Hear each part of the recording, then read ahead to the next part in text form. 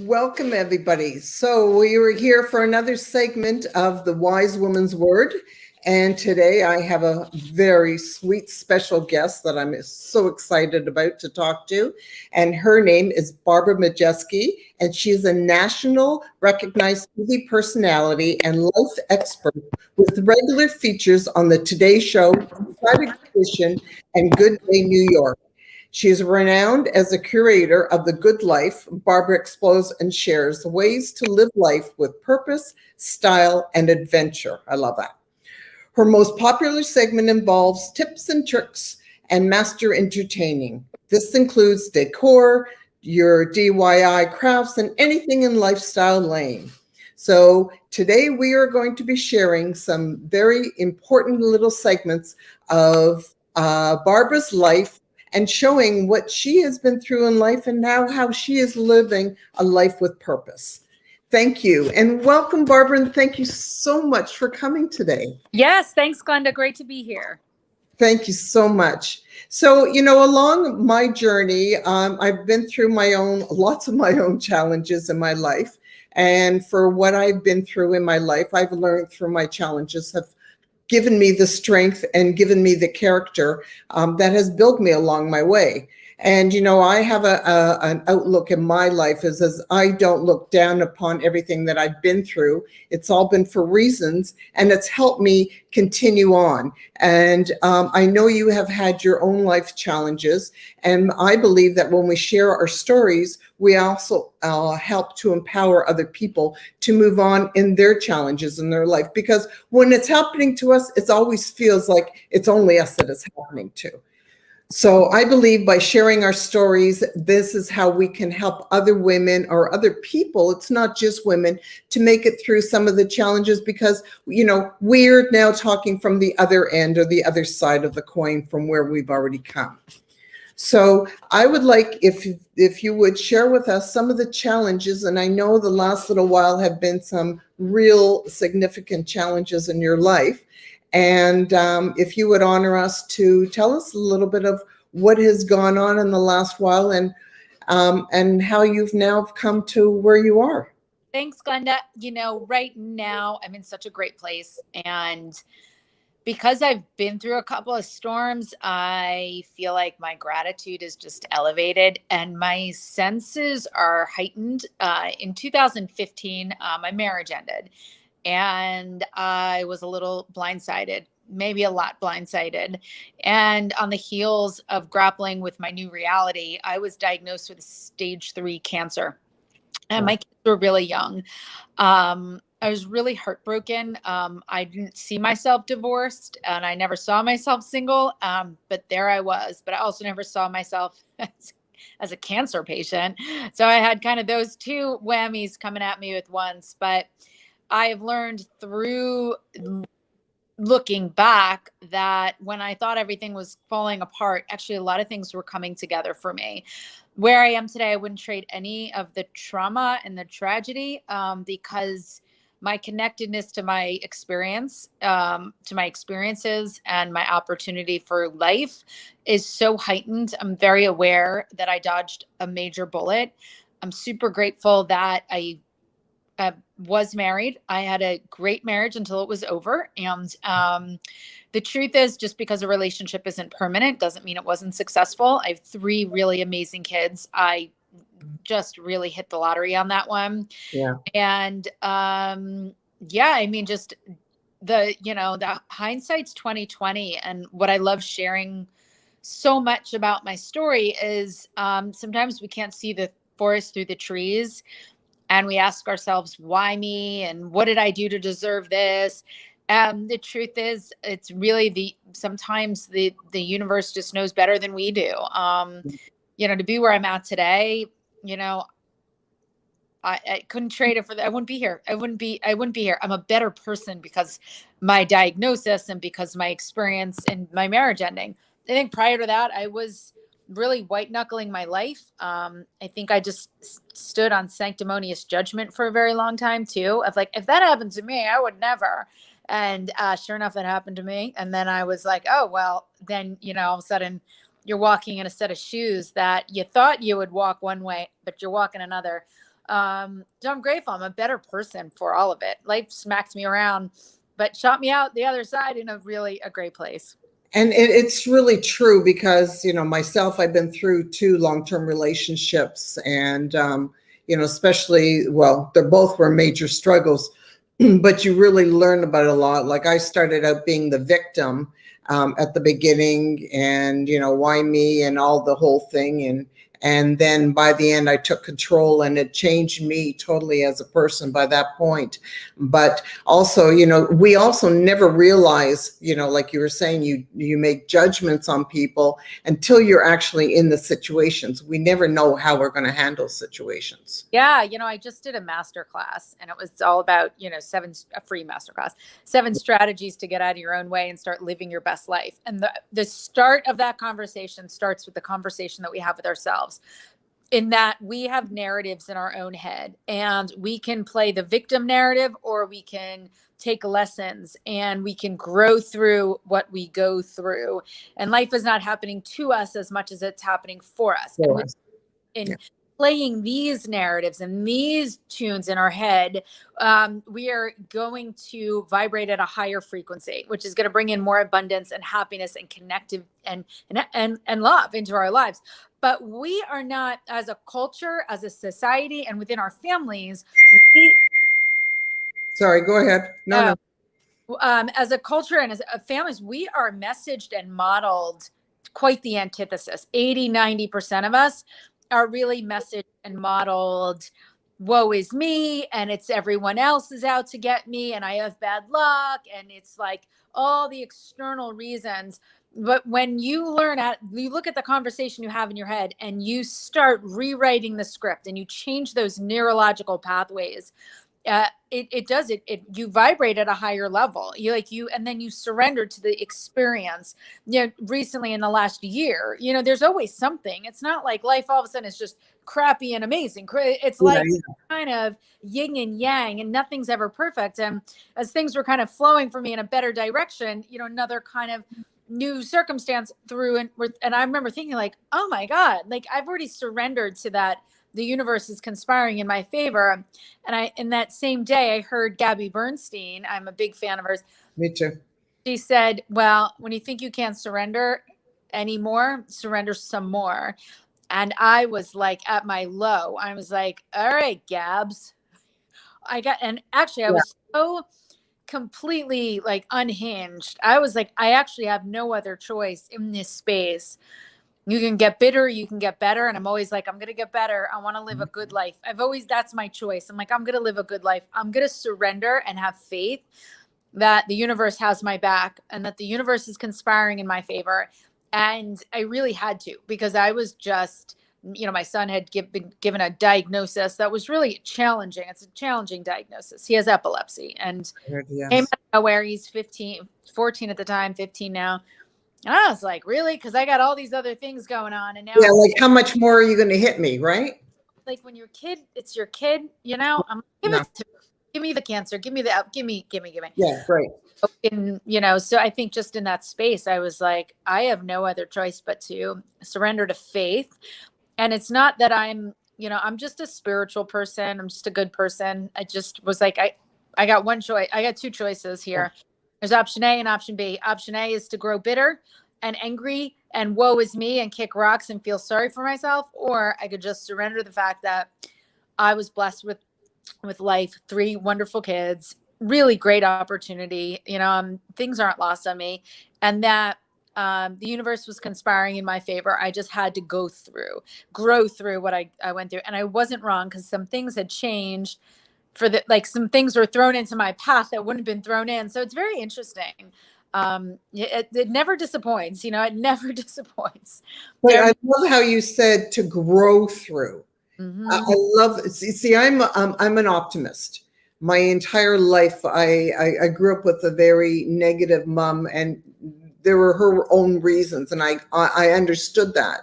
But I also made that conscious decision at a point in my life that I didn't want to be like her. Mm-hmm. And that was when I got on my thing of, I don't want to be nasty and negative and mean and have I don't want my heart to be hard. you know? Right. And it's those dialogues in our head.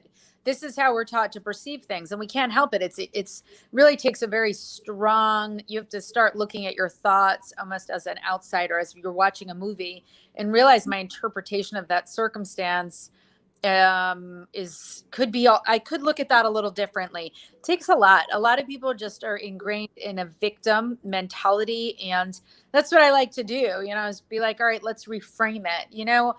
Even my cancer was tough, but it benched me. Like, cancer didn't bench me. I was fine with my cancer. I was like, I don't feel that good, but I was okay. It was the chemo that I was like, oh yeah, no. Yeah. But having your life hijacked, because cancer's rude. It's just comes in and it like takes over, and doesn't care what else you had planned. I had a cancer planned, and I was like, well, that is rude for you to come in. I ski in the winter. I don't chemo in the winter time. Yeah. Cancer oncology people, you can go ahead and deal with that. But anyway, my kids are in the background. We're all home, right? Yeah. I'm multitasking. Yeah. So, I love sharing recently my strategies for getting out of your own way, because I'd love to share this. In 2006, I read The Secret, right? It's all about law of attraction, manifestation, goal setting, intention. Use whatever vernacular you want. It's kind of irrelevant. But I remember reading this, and I watched the movie and read the book, and it was like, okay, what do you want to do in this lifetime? I was a stay-at-home mom of 2 young kids, and I was like, well, if I had my druthers, like if you could just, wave a magic wand and have one thing, what would it be? I was like, well, I want to be on the Today Show.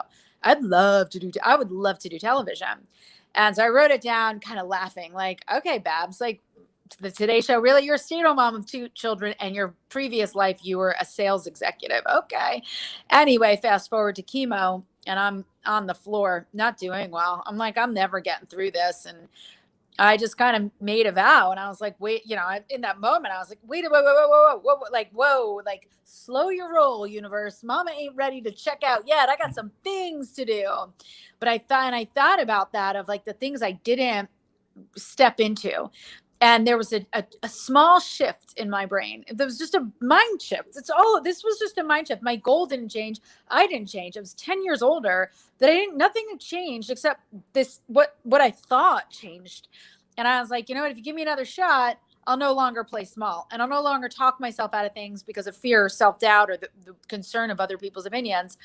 It's all that changed. And when I got to the other side, I was like, all right, the difference between setting goals and writing goals and doing it is actually taking action. And I was like, all right, I said I would go big, and I wouldn't like waste another minute, because when my card is called next time, I'm leaving on empty. The tires are gonna be balled on my car, and the doors are gonna be flung off, and it's gonna be a scene. But I'm sliding into home base like, whew, nothing left undone.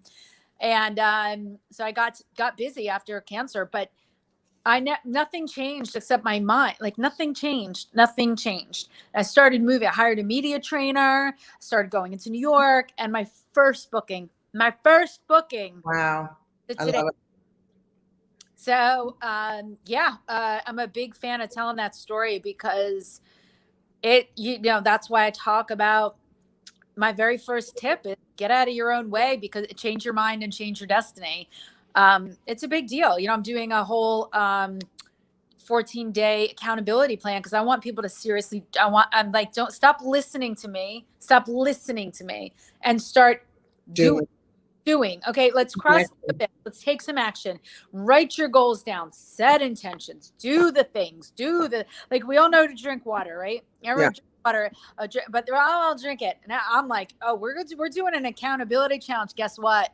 You're drinking the water. We're not going to talk about the value of drinking water. We're going to do the things that give you the result. So I'm a huge fan of of my experience in that capacity of like, all I did was change my mind. That's all I did. There was nothing different. I mean, listen, I have like 3 brain cells left thanks to chemo. So I'm not firing on all pistons anymore. But I still went on the Today Show. You don't need to. You need to, like I have in my own life, I have actually manifested so many things in my life because I made a decision and I started to focus. And through that, even my interviews, crazy. I just sort of said, because I've been hearing this voice coming to me constantly of saying that I have to start interviewing it. People have to start telling their stories. And all of a sudden it's just people are connecting and yes, yes, yes. And I'm going, okay. And who am I to question? The other thing that you tell me if it's happened to me, and I've seen this through my life from the day, and we're going to go on another subject in a minute as well. But for me, I've been also very blessed. I have 2 children now. My kids are older than yours. My kids are adults, and I am so grateful for them. They're the loves of my life. And but through the years, what really got to me, and like I said, I've been through 2 relationships, was the fact that what I saw was my kids were watching me. And I learned at a very young age that I was their teacher more than anyone else. And as I would do things like if there was a point of, was I going to allow myself to sit down and cry and fall apart? Or I had these little kids that kept watching me and kept going, oh, wow, look what my mommy can do. And it was all of a sudden, it was what drove me and changed me, because, and even still to today, I see how much I have affected my children's lives by showing that, wow, look what she's gone through, and she's gotten up and she's moved on, and kudos to you, Mom. And and that to me is like gas in my gas tank. I think you set up your kids and anybody that you mentor or looks up to. You teach them, you can't always handle what happens to you, but you can handle how you react. Like how you react, and that's what's in your control. Your attitude about it. The whole thing. I think there's a lot to be said about it. My kids watching me go through cancer, go through divorce. I wouldn't say I handled that as pretty, but I did my best. And, coming out, landing on my feet, I hope they're inspired by it, or at some point they're going to have to draw upon it, because life isn't going to be rainbows and unicorns for them either. Although as parents, you do want to pave the yellow brick road. But to a point. I have also saw how sometimes we have to let them fall. And, it's just like, when you see a child, when the child falls, sometimes you got to step back a moment and allow them to sort of go, oh, okay, it wasn't that bad. But, when we put a lot of energy into that, sometimes we pull them back instead. So, yeah, I think that's a little bit. Now, you and I have something else we have a lot of commonalities, and I want to touch upon it because, through my, I'm a life coach and a mentor, and through my coaching of life and relationships, I have drawn a lot of my experiences of what I've done in growing up as a child. Now, I said to you when we were going through our conversations, I have 2 brothers with special needs, and they're both mentally challenged, and they have actually been both have been what my greatest teachers in my life, because they taught me about accepting of oneself. My mother kept on telling us as we were children, we were all special in our own ways. So how many are you? One of 3? There's 4 kids. Okay. And I'm the youngest of 4, and it's boy, girl. And so also my brothers are Fragile X. Oh, yeah. Yeah. Right. So big similarity. And growing up with a special needs family is very different than growing up with what we call, and just out of lack of words, of normal family. But they, patience of their, like, when I see that people won't try to help themselves, it's like I don't have that energy to help people who can't help themselves, because I see how much my brothers do for themselves. Oh, I can't. I mean, I get so frustrated. I get so frustrated by able-bodied people with the wrong mind game that can't get out of their own way. It's because you're like, how can you live a life of service? There are people that literally can't do anything for themselves.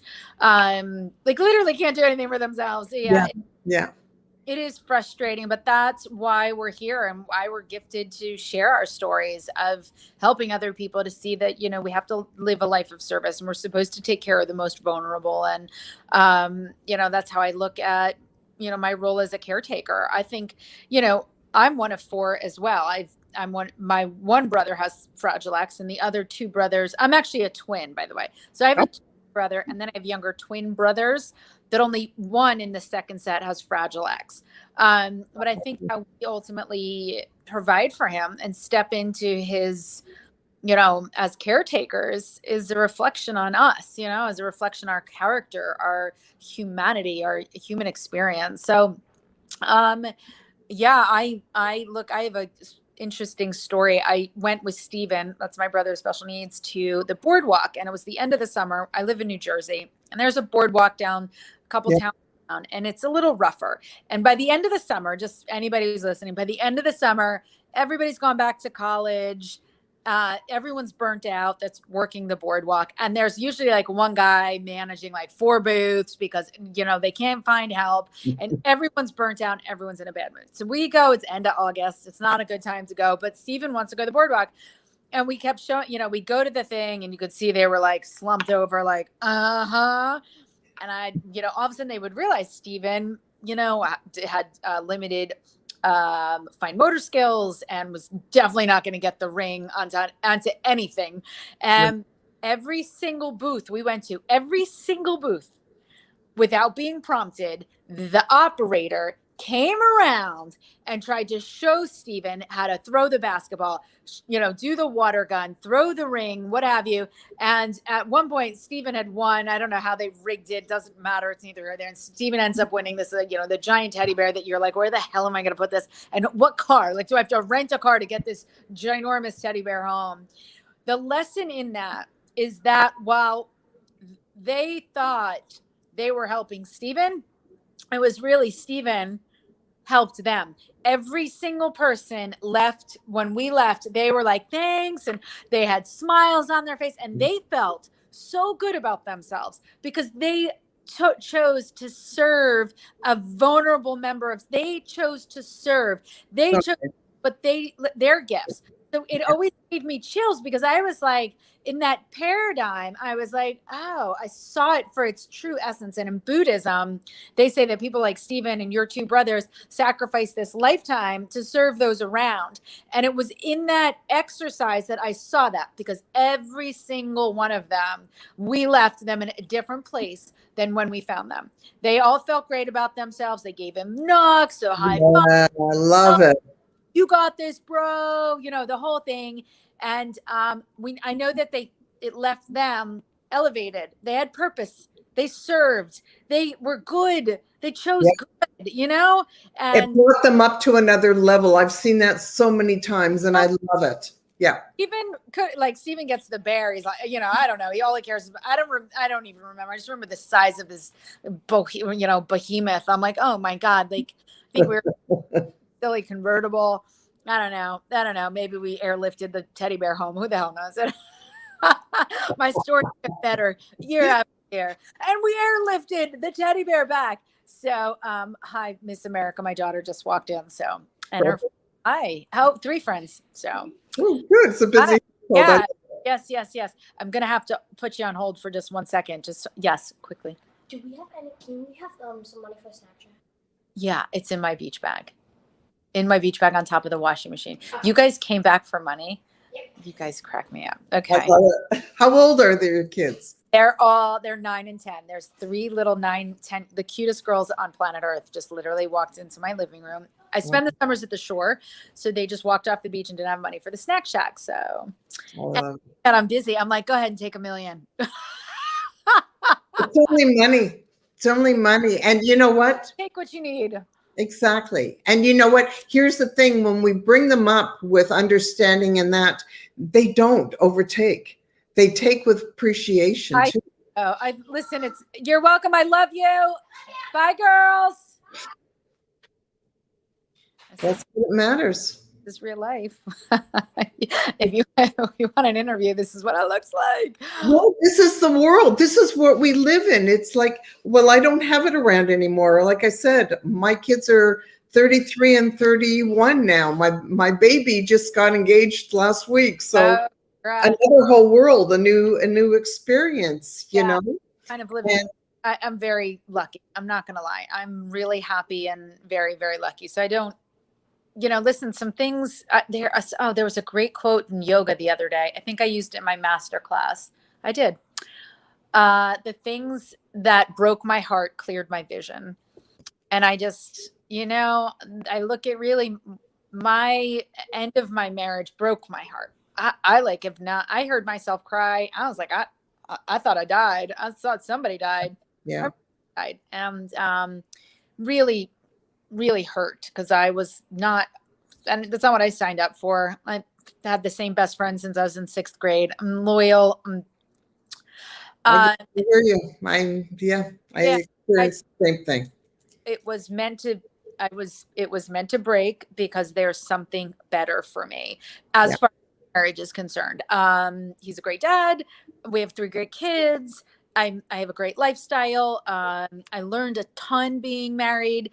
But again, we make choices in the narratives that we play about our past. And could I be, listen, there's some stuff I'm still unpacking, but I slowly, as I unpack some of the most negative things that happened to me, I'm going to share this right now. My divorce was very difficult. My ex hired some serious attorneys. Like Katie Holmes' attorney. We'll just leave it there. And they were very aggressive with me. And I was really being bullied to take a deal. And I kept saying, I'm not taking that deal. There's something wrong with it. They came at me. 3 years they came at me. I was like, until I get that information, I'm not signing. And I stood my ground, which mazel tov to me, but it was not easy. And I, literally had PTSD at the end of it. Now it all played out. I was right. I waiting for the right information. I played my hand. I was not wrong. It will be a beautiful movie someday. But the abuse I had to endure from these attorneys, I struggled to rationalize. I was like, what was that about? Why did I have to do that? And then I was in that space of like anger, bitter, resentment. And remember, anger and bitter and resentment is like drinking the poison and expecting the other person to die. Well, recently something happened and I was really just in a very difficult situation, but I was like, I guess there's nothing I could do. And I was like rolling over and playing dead. And then I was like, I'm going to go ahead and I'm going to push back. And the worst thing that they can do, it had to do with rental agreements and all this other stuff. There's no point in going into the minutia. I wrote a letter. I stood my ground and I said, if you have a problem with these decisions, I am okay with a lawsuit. I became like David Goggins. I'm a mixture of David Goggins and Tina Fey. If Tina Fey and David Goggins had a baby, it would be this. Because all of a sudden I was like, wait a second. You can't hurt me. I'm like, I'm not afraid of attorneys. I'm not afraid of lawsuits. You know what? I want to live my best life and I'm not doing anything wrong in this day. I didn't do anything wrong. But I moved the needle in my favor as opposed to contorting myself to make other people happy. And we'll just leave it there. And the details are kind of irrelevant, but happy to share in another space when we have more time. And people are like, you can't do that. And I was like, I just did. And if people want to come at me, I'm okay. And all of a sudden I realized, because I just learned the ropes of the law and attorneys and language and letters and all the other things. I'm like, come at me with your letters. Come at me. I'm like, you can't hurt me. And all of a sudden, I'm like, that's why I went through this, because I can no longer be bullied. I will no longer be bullied. And I will no longer be a contortionist to make everybody happy. I am now going to step into my own power and start living my best life. So there is now that I'm finding these lanes of gratitude through the difficult, it's so elevating. I am so empowered. I'm like, thank you for beating the snot out of me for 3 years, because I got muscles. I would have never had those muscles. I would have been like, oh, I'll do that. Oh, let me make it nice. Instead, I was like, no, hell no, mama not gonna take that one.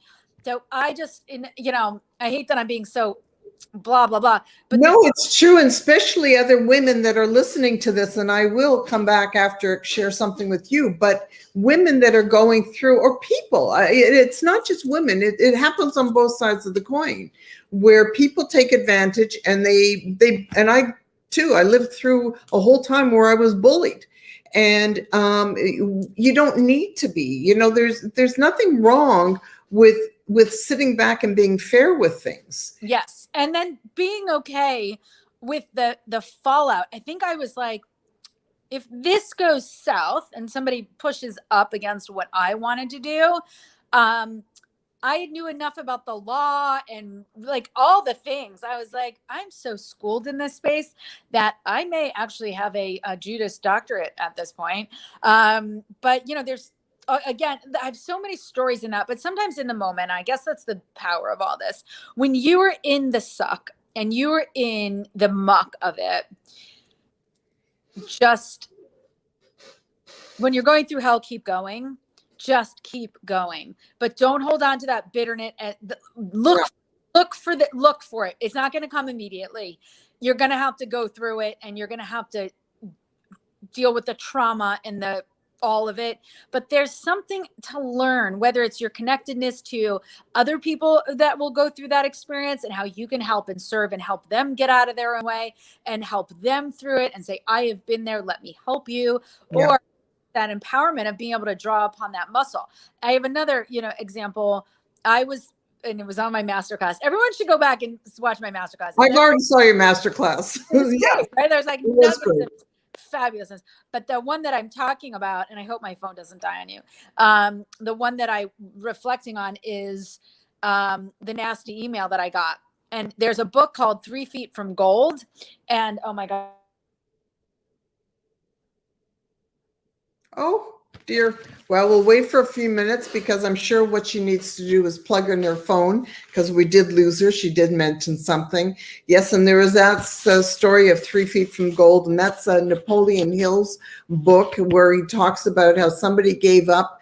They had a gold mine and they were digging through and they gave up from their gold mine because they didn't strike gold. And then they found out down the road later on that they were actually only 3 feet from striking gold. So what she's showing and sharing with you is some real major golden nuggets. And I hope that you're watching this and learning and saying, wow, what can I get out of all this? So, one of the most important factors, well, she's coming back. Give me 1 second. There we go.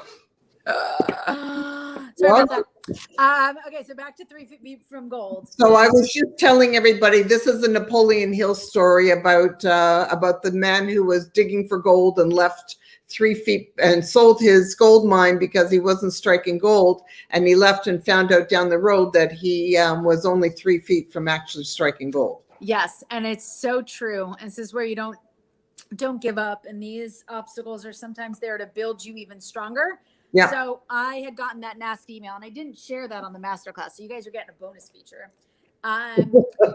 So I'd gotten that nasty. It was nasty. Stop embarrassing yourself. You're making a fool out of yourself. Your second act silliness. All your friends don't have, like, literally, like the power dump of like, just, we want you to. I get it. I had this. Yeah, we want to make sure that if you thought about quitting, we're going to push you over the edge. And I had to take a knee and take a pause and really just be like, that one's dumb. But I kept moving the feet forward because I made a vow that I would never play small again. And although I was like injured and, like my leg was in a sling and what have you, I kept going. I kept posting on social media. I kept doing the things that I was supposed to do. I kept doing my podcasts. I kept doing television, a little road weary. 6 weeks later, now I wanted to quit. I wanted to shut my Instagram down. I wanted to quit doing television. I wanted to quit all of it. I really did. And I was like, I don't need to do this. I don't need to do this. I don't need to be abused. I've been abused enough. I'm good. Anyway, 6 weeks later, I got an email about my divorce and about everything. And my life, it literally went like, how there's like all of a sudden there's like a storm and Oh, and then yeah. all of a sudden like the cloud and the rainbows are out and there's silence. It was like I get this email and it was like validating everything I had thought, but I was like, I don't know what the truth is. And the world, my whole life switched because the war had ended. The war had ended with one email. It should have been sent 3 years ago. Doesn't matter. But the war had ended, and like everyone was against me. I was literally like, everyone. No, my lawyers didn't believe me. The whole thing, and all of a sudden it's like, and when that was liberated, and I all of a sudden, oh my God, I was also muzzled. I couldn't do public speaking and do all these things that so this whole divorce was holding up my life. But the clouds lifted 6 weeks after that. 6 weeks after that, I also got another booking and I was on the Today Show like 3 weeks after that, 3 feet from gold. Beautiful. So I do want to share that. And we'll have to continue this conversation because I'm really enjoying it. But so I'll share a little bit. Back in.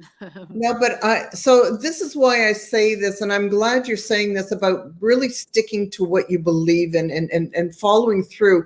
I'm one who has been learned through the years of listening to that inner voice, because for some reasons, everything I've been through, there's been something that's always guided me. Mm-hmm. And when I was going through my divorce, I had the letters and the things happening constantly. His mission was to mentally and financially destroy me.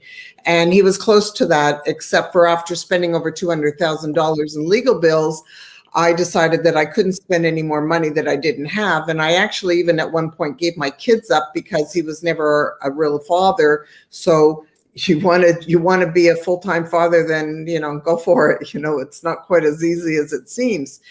And I ended up going into court myself and saying that I was going to represent myself from this point forward. And I did get one lawyer that gave me a little piece of advice, and I went for it. So I ended up getting, the universe opened for me, and I ended up getting the judge who was the head of the whole family court. And she was the one who was rating on me. And when I came in and I said, I can't afford this. This is his entertainment.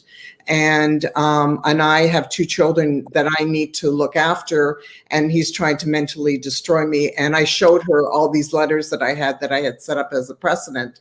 And I said to, nobody is taking this seriously, but, a mother needs to be in a good frame of mind to be able to parent a child. Mm-hmm. And he's trying to take this from me. And then I asked her, I said, I have one request from you, Your Honor. I said, would you from this point on, because this is his entertainment and I have no time for entertainment, would you from this point on, would you overlook every time he takes me into court, would you overlook my case?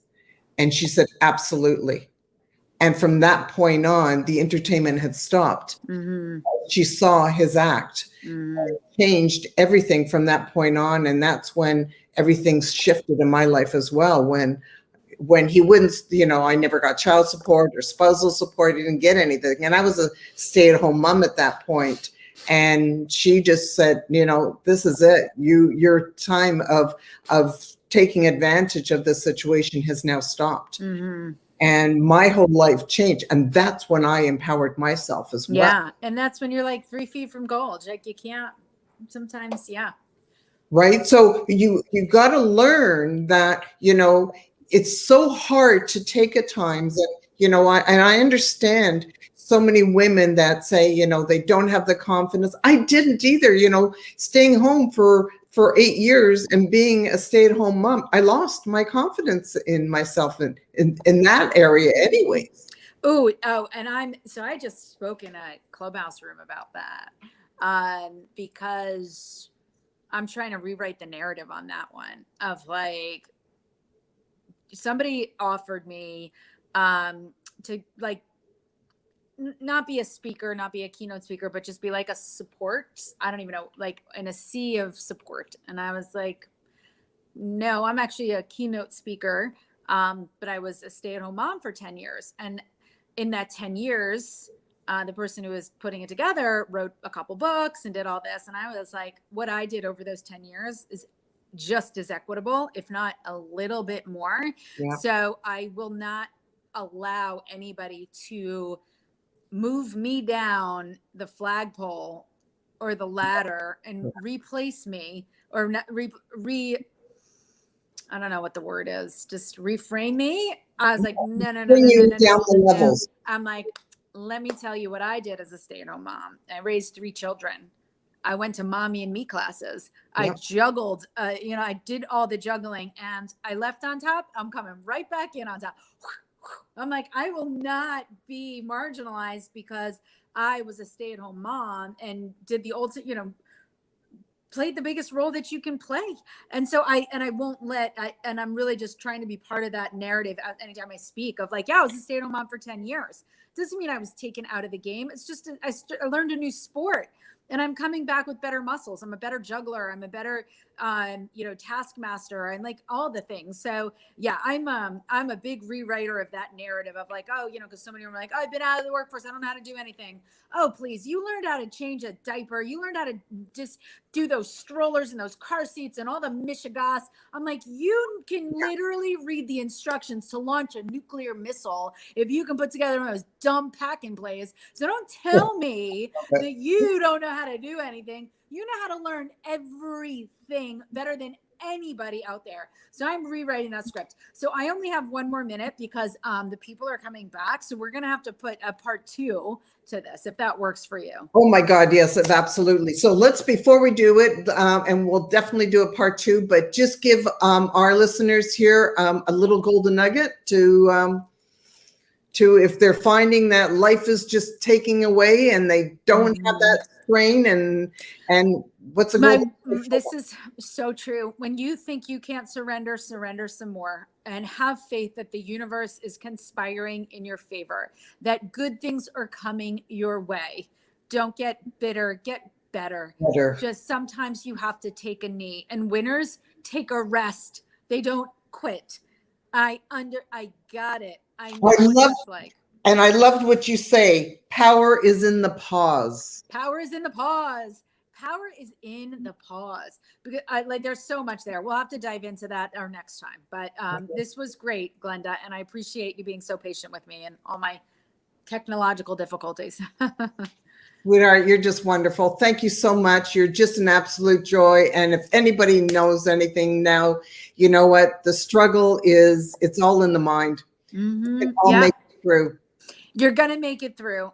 Tough times don't last, but tough people do. And the rearview mirror is smaller than the front windshield because you're not supposed to be looking that way. Nope. You're not supposed to be looking that way. Look ahead and look forward with respect and grace and gratitude for all of your trials and tribulations. It's kintsugi, the Japanese pottery, where they infuse gold into the cracks, and the pottery becomes more valuable because of its cracks than it was in its original form. That's exactly who we are.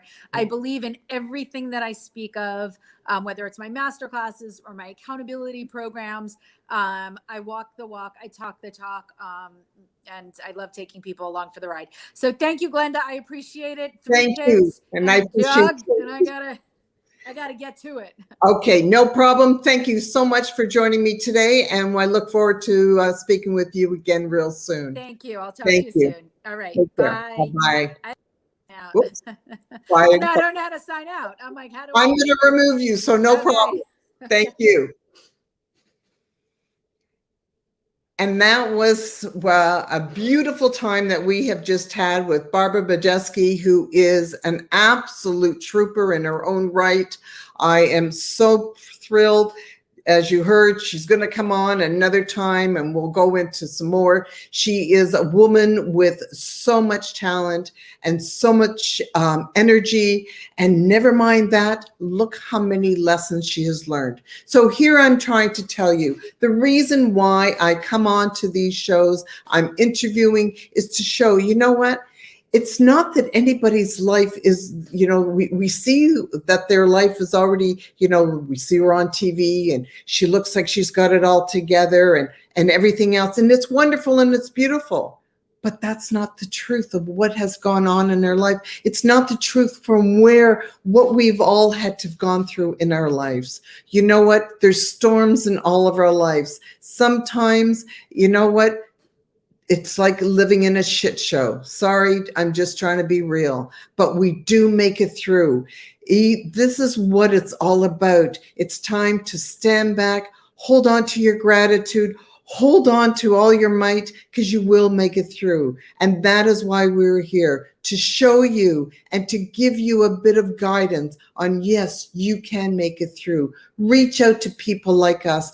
I am a life coach. I do these things. I help you walk through. That's what it's all about. So if this is something that you've gotten something out of it, please comment below. Please pass this on to other people. We're here to build you stronger and build you better. Life isn't about taking away from you. Life is about giving to you.